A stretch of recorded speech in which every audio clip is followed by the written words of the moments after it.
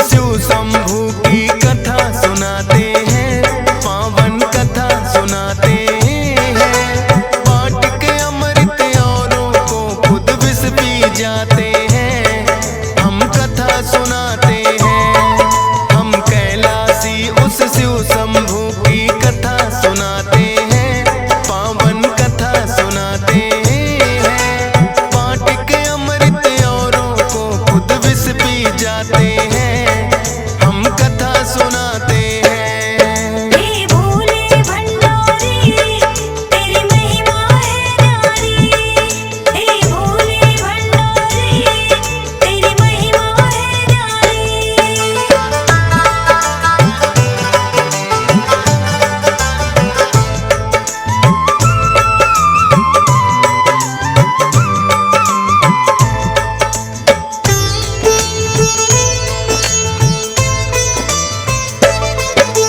दैत्यों और देवों में एक दिन युद्ध हुआ बड़ा भारी।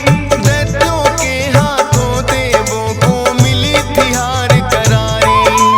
इंद्र देव का भी जीना है फिर तो सिंहासन, लेकर स्वर्ग का राज वो दानव हुए हैं बड़े प्रसन्न। सभी देवता ब्रह्मा जी की शरण में फिर तो आए, बोले दानव कैसे वापिस राज लौट के आए। ब्रह्मा जी उन्हें विष्णु शरण में लेकर जाते हैं, विष्णु जी फिर सब देवों को ये बतलाते हैं।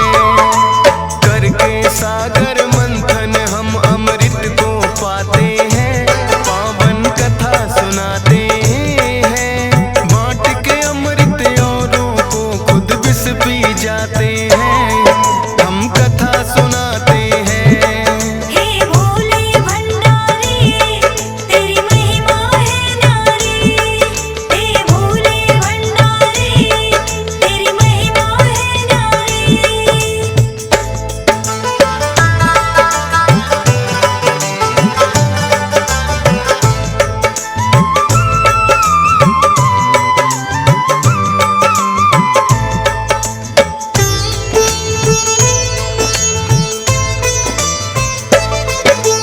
पर सागर मंथन के लिए दैत्यों को बुलाना होगा, मिलकर बांटेंगे अमृत उनको समझाना होगा। बोले ब्रह्मा जी विष्णु को आप करो ये काम, दैत्य राज बलि शायद आपकी बातें लेंगे मान। ब्रह्मा जी की सुनकर बातें विष्णु ने ठाना है, देवों को ये राज स्वर्ग का फिर से दिलवाना है। बलि के पास में फिर तो खुद विष्णु जी आए हैं, सागर मंथन के लिए सारे दैत्य मनाए हैं। चाह में अमृत की सागर मंथन करवाते हैं, पावन कथा सुनाते हैं। बांट के अमृत औरों को खुद विष पी जाते हैं, हम कथा सुनाते हैं। हे भोले भंडारी तेरी महिमा है न्यारी, हे भोले भंडारी तेरी महिमा है न्यारी।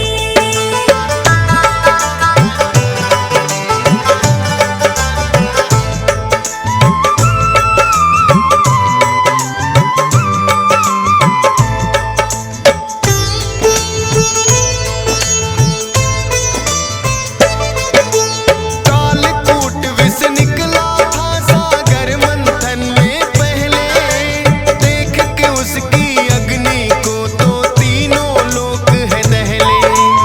ऐसे भयंकर विष को कोई भी ना अपनाए, मुश्किल की इस घड़ी में सबको शिव शंभू याद आए। नारद जी भोले से बोले आप ही हमको बचाओ, ये सृष्टि बच जाए विष से रास्ता कोई बताओ।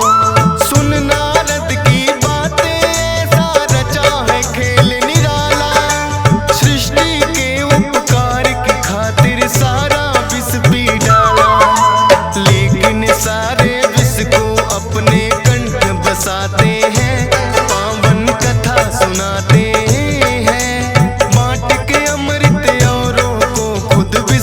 जाते हैं, हम कथा सुनाते हैं। हे भोले भंडारी तेरी महिमा है न्यारी। हे भोले भंडारी तेरी महिमा है न्यारी।